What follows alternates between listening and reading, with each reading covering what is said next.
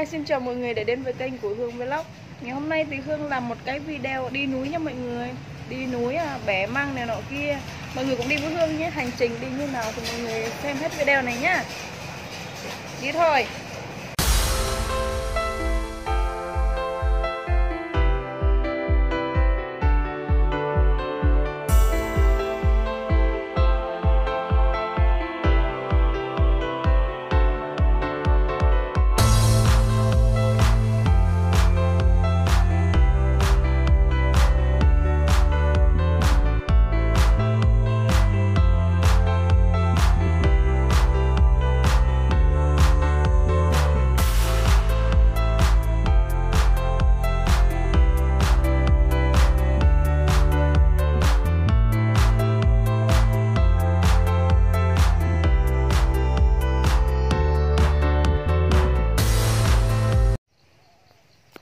Mệt quá mọi người ơi, đường xấu như gì luôn, không biết lên luôn ý. Trông anh ấy lên xe.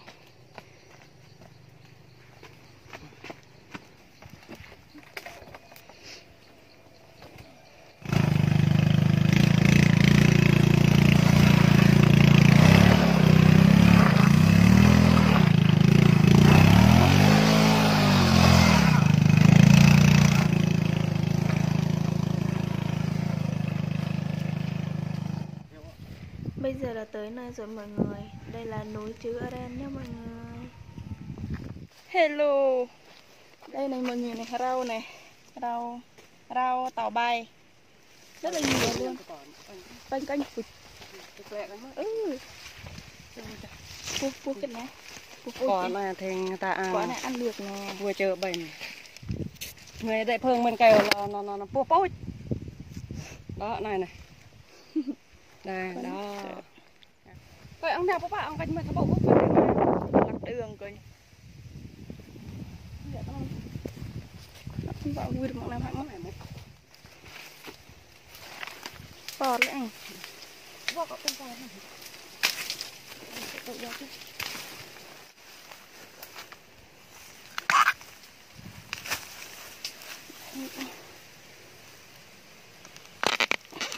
Ô, đã chưa?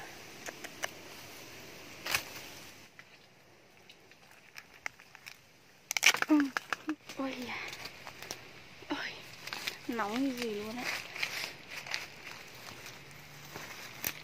Đây. Chút xíu.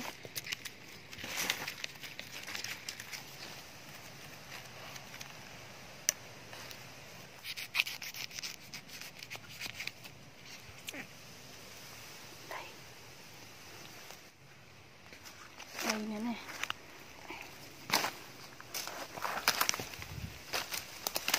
Đây nè. Một tuần con kiến cùng.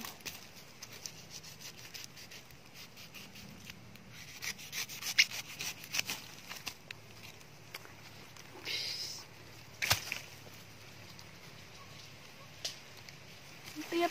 Trời ơi nó bay hết rồi nè. Thôi kệ nó đi.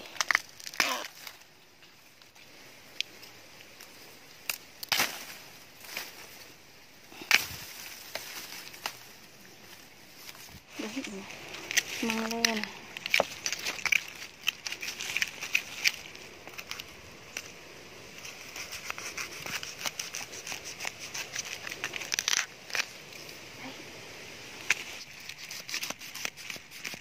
Con kiến nhiều lắm luôn. Đấy. Đấy mọi người. Bây giờ mình lột vỏ đã. Mình phải lột hết cái vỏ xong rồi mình cắt đi mấy cái già. Mấy cái già mình cắt đi để mình cùi nó đỡ nặng hơn. Cái này non này. Đấy. Cái non thì mình mang về, cái già thì mình bỏ đi cho nó đỡ nặng, chứ cùi cả đống như này tôi mệt lắm. Mang tới rồi.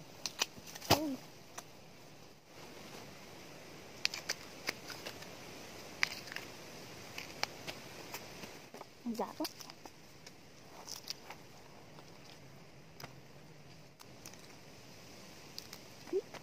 Cái này to bự cái này. Đã.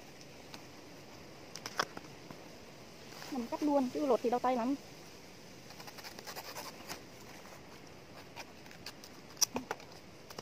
Đấy.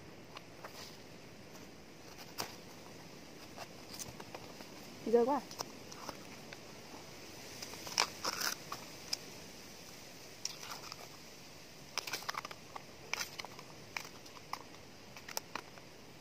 Biết mọi người.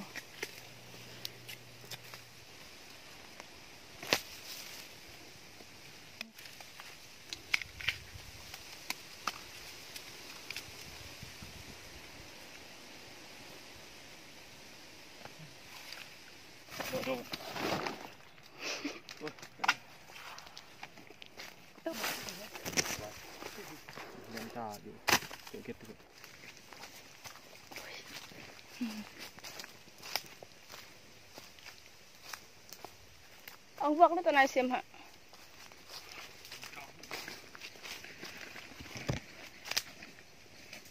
Nào ông tà hay gì lăng hay gì.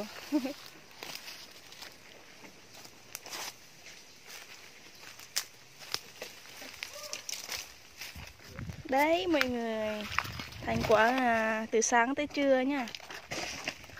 Thêm nữa. Không ấy tao nhiều lắm. Hà cạp lấy. Bây giờ là 11 giờ trưa rồi. Bây giờ là nghỉ ăn cơm. Nghỉ chỗ tròi người ta. Mệt quá, đói nữa.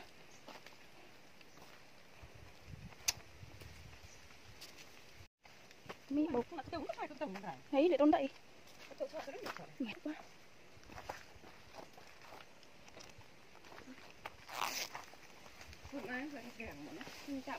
Thôn kết.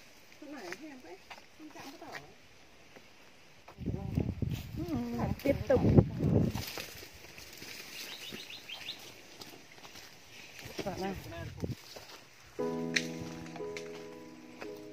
Bói này em pun mèo. Perut dah pula.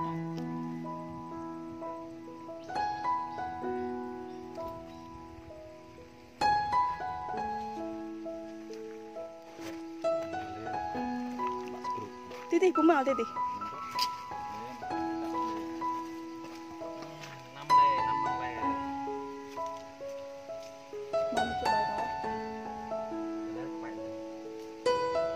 Tuổi cho mình xuống suối thôi.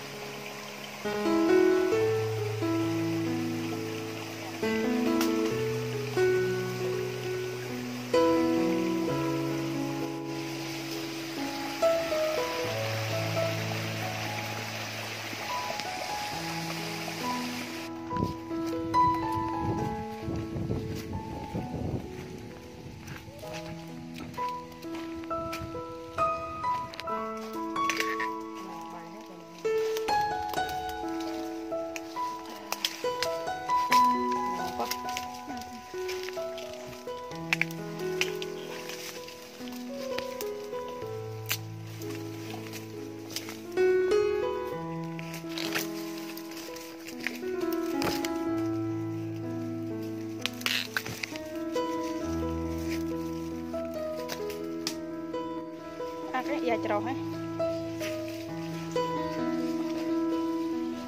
Mắt lạnh. Hả? Ôi, vẽ thừa. Ô con cua nè. Rành tự. Bạ bù. Một mà càng to đấy.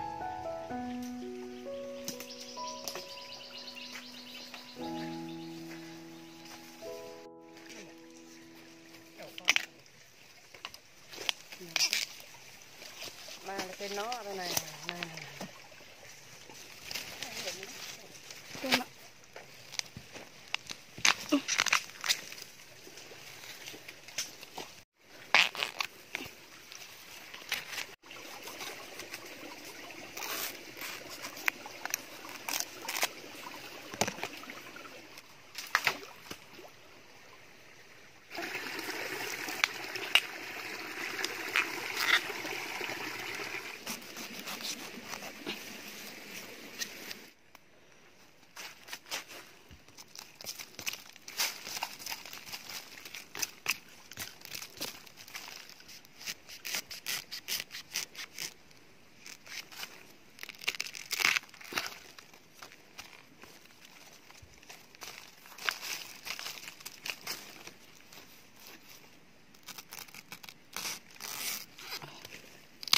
Ôi.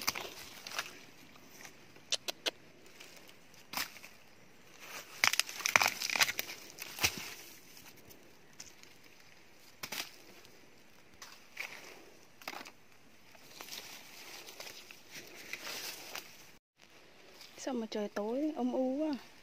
Ui nắng nè mọi người ơi.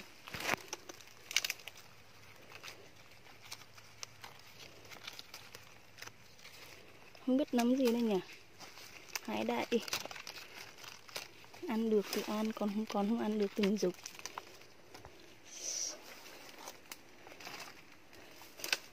Non cửa yao nó phun non phun nó phun bào cái ô phun bò vậy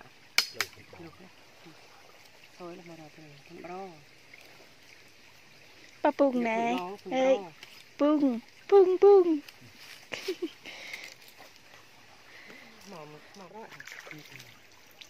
Rồi chuyện này nó cửa hiểm ấy. Sạc rồi. Ê, tăng đòm, bị cháy có đòm. lên cây tao lên cây tao đại nhà cả nhé.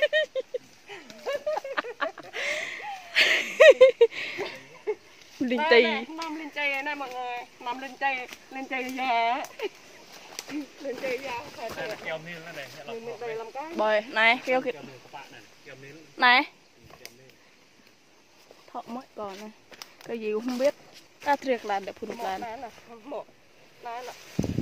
phải bỏ. Ngày xưa thầy mình nói có cầu là thầy Phun kịch này. phun phải bỏ càng tay. Kịch nền nhá. Phải trai. Ôi là cái cặp đầm bò. Lắm chuyện.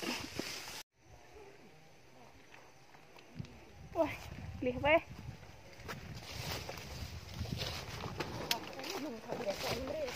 Em papa tưởng. Hả, dòng đường em papa tưởng. Bùm mèo là.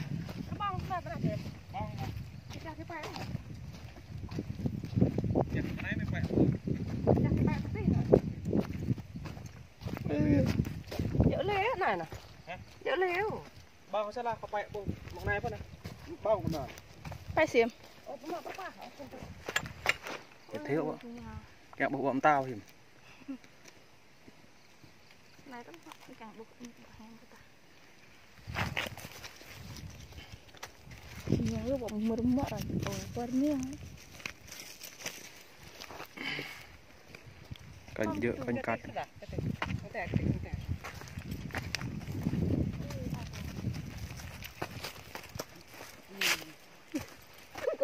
Nãy các bạn chuyện tâm mưa.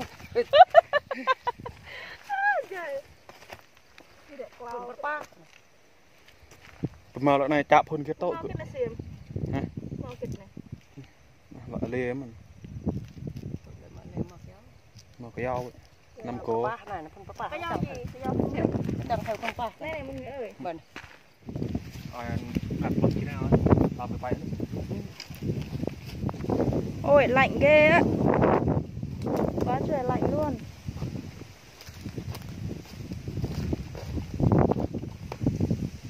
Coi bên lề.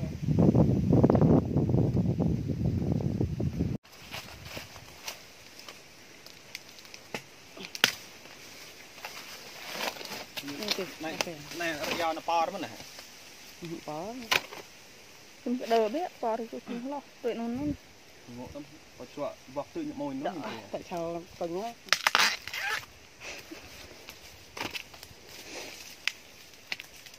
Đông bây giờ. mỏng non tươi tươi cái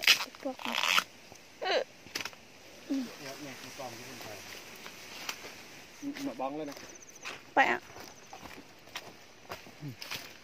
nhớ thì lần Thì có cà mà có bẹ cái đấy. Cà mà có bẹ cái đấy này. Này này. tạm thôn một cái ao không bong mà này Mình cái bóng. Wow. Wow. Lự cái dao tí này nó mua cái màu nó thế. viết nó ở đồng thọ bằng cửa Cho ông phê hết.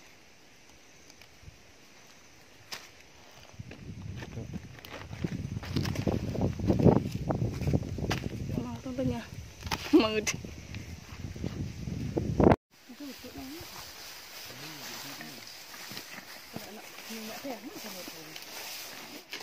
Nih mau kata lại dục này tông những bùi ấy phun kết đó phun cay hôi là cây còn mạo thở dạ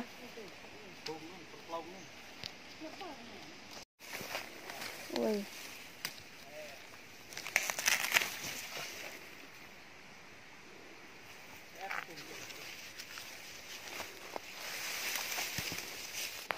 nhìn cây này đáng sợ ghê mọi người.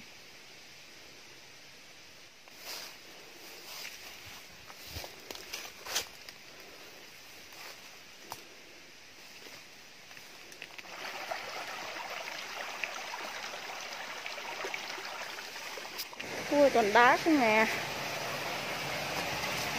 Đâu? Con cua. Ngon.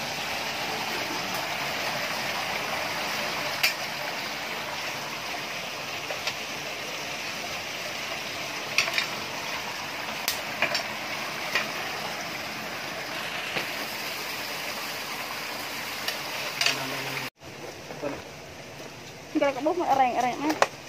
Nah, prong. Đâu, đừng căng một lọ. Au.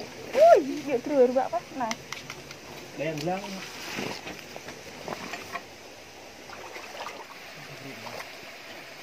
Phun kết sầm.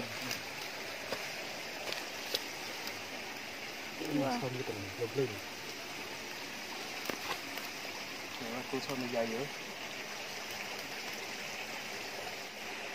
Cô sơn nó bạc bạc. Đấy luôn. Cây cành bay hết luôn. Green. Ada bung paras ah.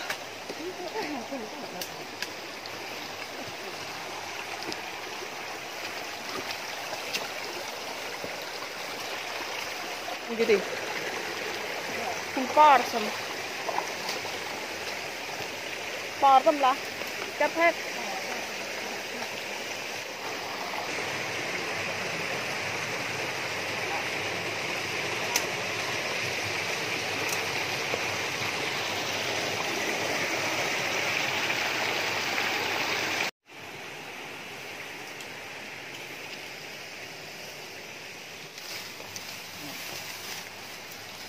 Phun cái sao?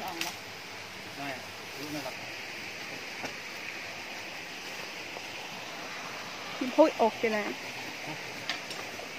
Lan. Lan chết này. Lan hồ đẹp rừng. Thêm này.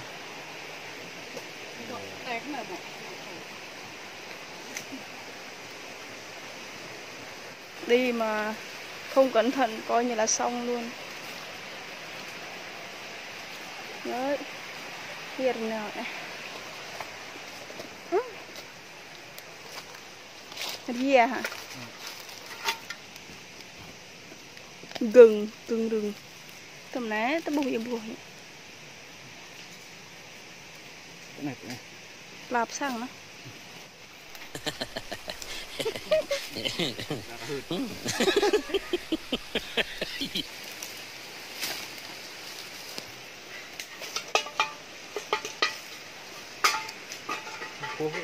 Cô có ria giòn nữa.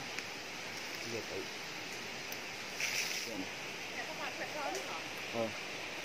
Này lên tậu, này ria được ép này.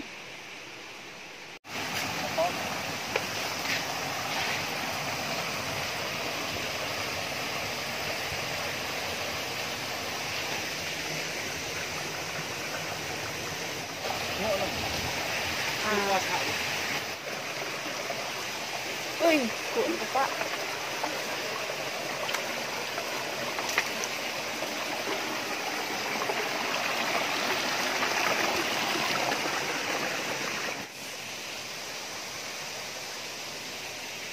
Xạ lê không này.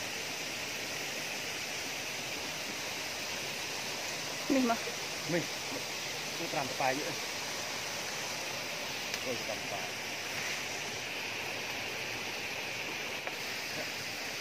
Bật lại con nữa hả? Ừ. Thế nên này dỡ mình lên này. Ừ. Ha? Ồ, nào. Leo núi mệt quá mọi người ơi. Bây giờ là mình chuẩn bị về. Tầm 3 giờ rồi, 3 giờ rưỡi. Nấm này.